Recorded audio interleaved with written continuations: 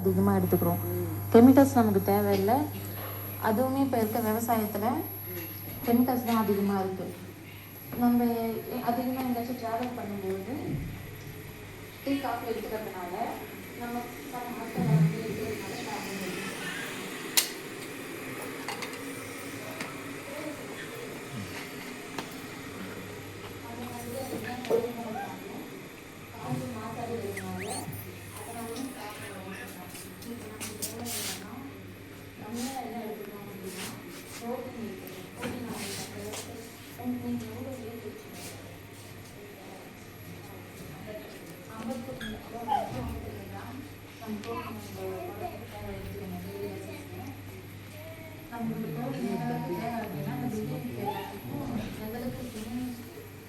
ஸ்ட்ரென்த்தாக இருக்கும். அந்தளவுக்கு நம்மளுக்கு ப்ரோட்டீன் ஸ்ட்ரென்த்தாக இருக்கும்.